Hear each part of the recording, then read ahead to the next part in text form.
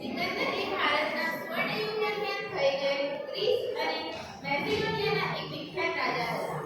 તેમણે ગ્રીસથી ભારત સુધી એ વિજયકૂચ આદરી હતી.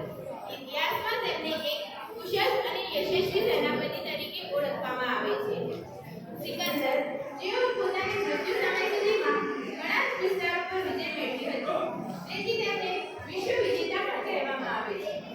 સિકંદર જેઓને એલેક્ઝાન્ડર ધ ગ્રેટ નામે પણ ઓળખવામાં આવે છે. સિકંદરના જીવનમાં તેમના ગુરુ અરસ્તુ કે જેઓ ખૂબ જ તત્વજ્ઞાની હતા, તેઓનો સિકંદર પર ખૂબ જ પ્રભાવ હતો.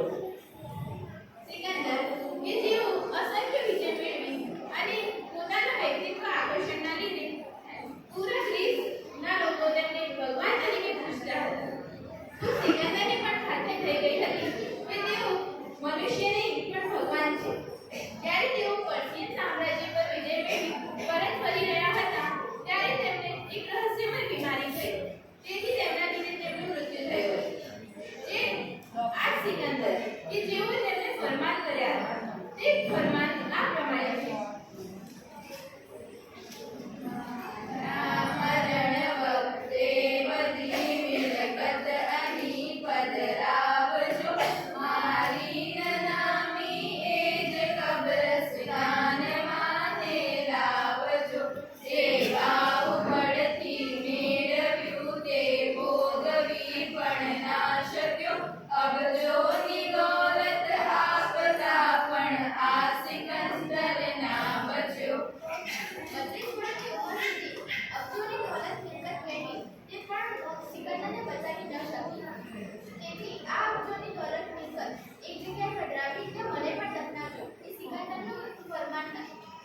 બાહુબળથી આખી જિંદગી જે મેં મેળવ્યું છે હું ભોગવી પણ ન શક્યો.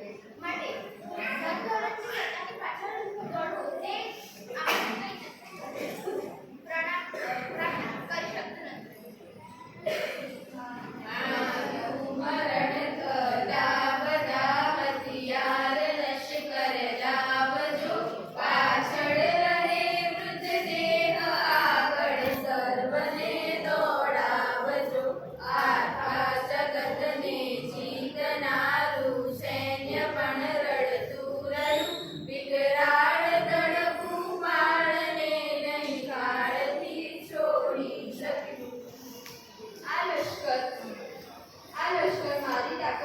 તેને મૃત્યુ પછી મારી અનામીની આગળ દોડાવવું, જેથી લોકોને ખબર પડે કે આ લશ્કર પણ રાજાને ન બચાવી શકે.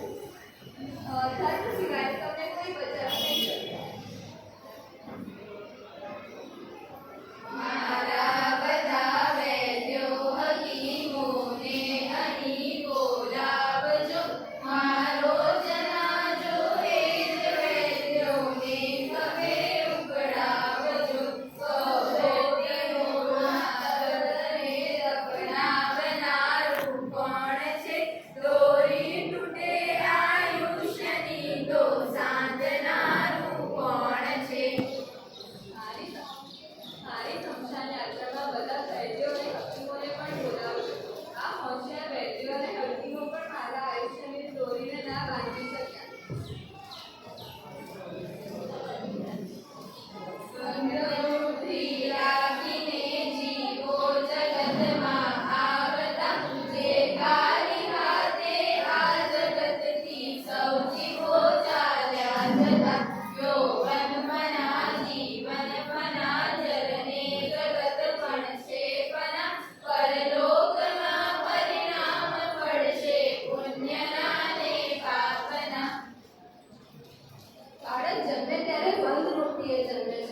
મૃત્યુ પામે ત્યારે બંને હાથ ખુલ્લા રહે છે.